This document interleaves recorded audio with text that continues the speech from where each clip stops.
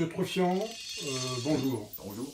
J'ai entendu, c'était avant-hier, au journal télévisé de 20h, que vous êtes candidat aux élections présidentielles.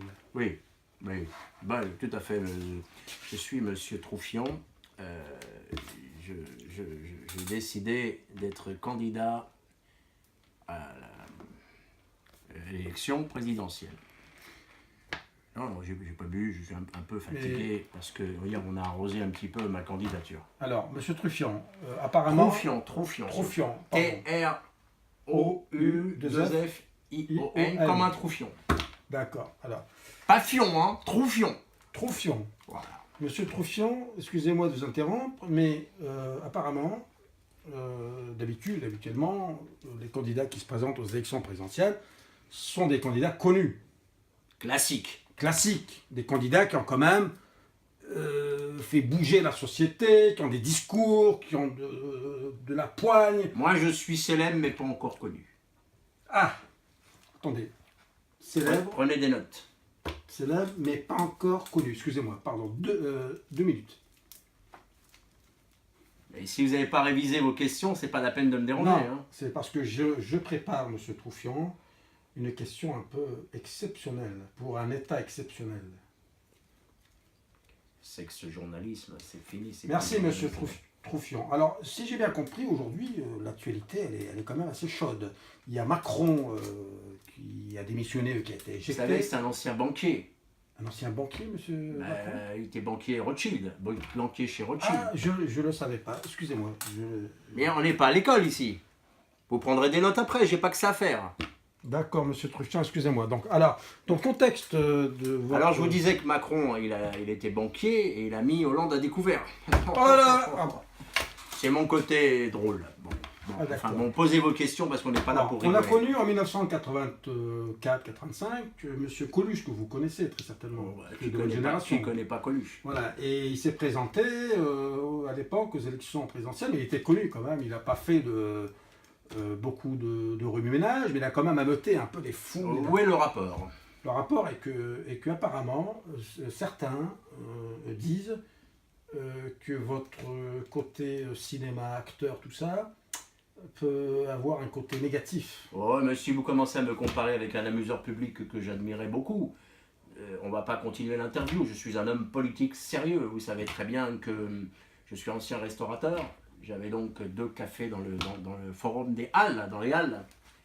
Je n'ai jamais été un comique. Je suis venu du terreau des travailleurs, si vous voulez. D'accord. Et le cinéma, alors comment vous êtes entré? Le cinéma, j'ai une gueule. Mais qui vous a poussé, qui vous a éjecté dans le cinéma? Alors, on m'a pas poussé, sinon je serais tombé. Ah. Hein, j'y suis allé tout seul. Bon, j'ai eu quelques rôles. J'ouvrais la porte, je fermais la porte. Je sors la poubelle, je sors le chien, mais bon. Bon, revenons à la politique, si vous voulez bien. Parce qu'on dirait que vous évitez les questions politiques. Alors Macron, je vous l'ai dit, j'ai rien d'autre à dire que c'est un ancien banquier, donc il a mis Hollande à découvert. Ah, d'accord. Alors, après, il y a Sarkozy qui se présente, j'ai pas compris. Ouais, Sarkozy, j'ai rien à dire. Bon, après il y a Fillon, alors. Joker.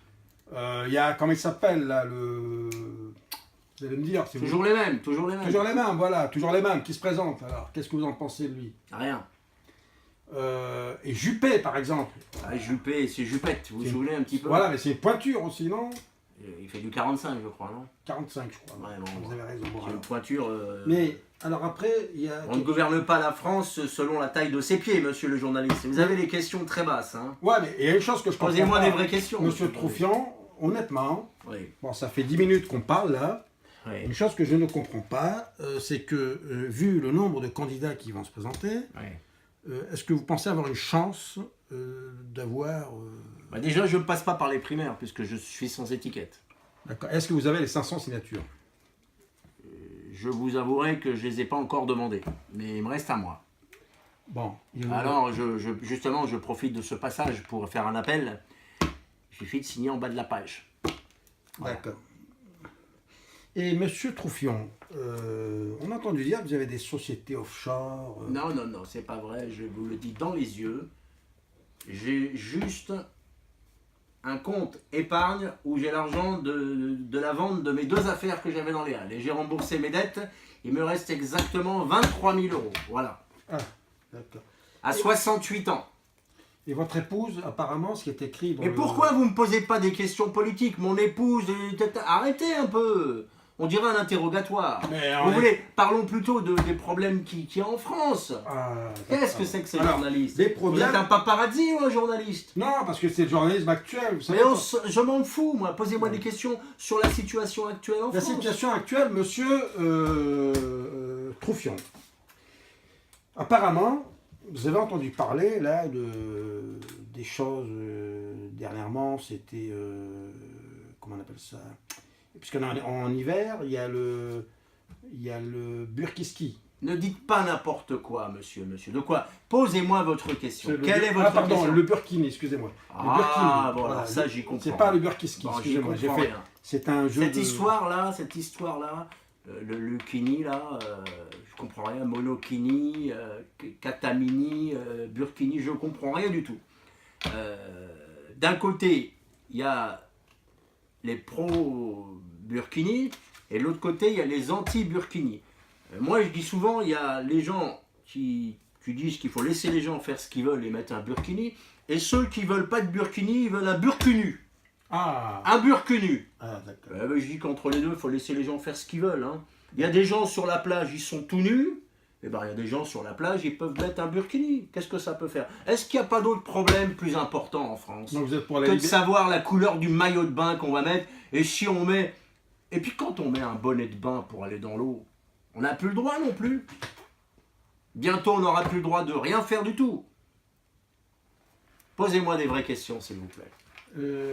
Apparemment, monsieur Troufion, je vois que l'audimat est monté là. On est à 17 millions de. Mais c'est normal, dès que j'apparais quelque part, tout le monde entre en transe. Mais je comprends pas. Mais je suis un orateur né, cher ami. Qu'est-ce que c'est pas comme vous êtes là avachi sur la table. Qu'est-ce que c'est que ce journaliste que vous m'avez mis pour m'interviewer? Vous auriez pas pu me mettre Patrick Poivre d'Arvor ou David Pujadas? C'est quoi votre nom à vous? Auguste comment? Auguste Célestin Magnon Cofo Taureau. Mais arrêtez, qu'est-ce que c'est que ce journaliste? Vous êtes débile. Je suis pas débile. Vous êtes vraiment débile. Mais non, mais c'est le métier qui dit ça. C'est pas moi. On fait notre travail, monsieur. Vous appelez ça un travail? Bien sûr. La première chose que je ferai si je suis président de la République, je vous licencie. Mais je fais un travail de, comment on appelle ça, de recherche, d'investigation. Vous interviewez monsieur Troufion et vous êtes là sur votre table à vous demander si mon épouse elle a une société offshore, s'il faut mettre un Lucchini sur la plage. Vous n'avez pas honte? Un Birkini, pas un Lucchini. Un Burkini, Voilà. un Birkini, ce que vous voulez. Pas un Barkini. Un jeune Birkini si vous voulez aussi. D'accord. Ah ouais, d'accord. Je m'en fous moi de cette polémique du Burkini ou du Barkini ou du Birkini. Et on a oublié le monsieur du Modem là, qui s'est présenté en 2017, en 2007, 2008. Qu'est-ce que vous en pensez de lui? Bayrou. Ah, Bayrou, je comprends de moins en moins ce qu'il dit. Hein. Il fut un temps où il était clair et là, plus, je sais pas s'il vieillit mal, mais on a du mal à comprendre ce qu'il dit. Hein. À votre avis, quel est l'avenir de la France là, en 2017? Bah, ça dépend. Si je suis élu, l'avenir va s'éclaircir un peu. Si vous n'êtes pas élu? Si je ne suis pas élu, je crains cataclysme. Oh là Cataclysme là, vous faites peur. En culturel. plus, moi, je suis croyant. Alors là, vous avez dit un mot. Ah ben rentrez chez vous, mettez-vous à genoux. Et non, puis, mais là, ça va pas du tout. Là, ou allongez-vous, ou mettez-vous sur le dos. Je ne sais pas quelle est votre pratique religieuse. Cataclysme. Et Attendez. libre. Non, mais excusez-moi. Là, je vais appeler. Non. Rappelez vite. Mais il est con ce journaliste. Attendez. Mais c'est pas possible. Et j'ai eu un grand diplôme, monsieur Troufion. Vous savez où vous Je pouvez suis mettre le diplômé diplôme d'état de doctorat en journalistisme. Vous savez où vous pouvez le mettre votre diplôme? Ouais, mais bon, en plus, c'est l'école de journalisme français. Voilà.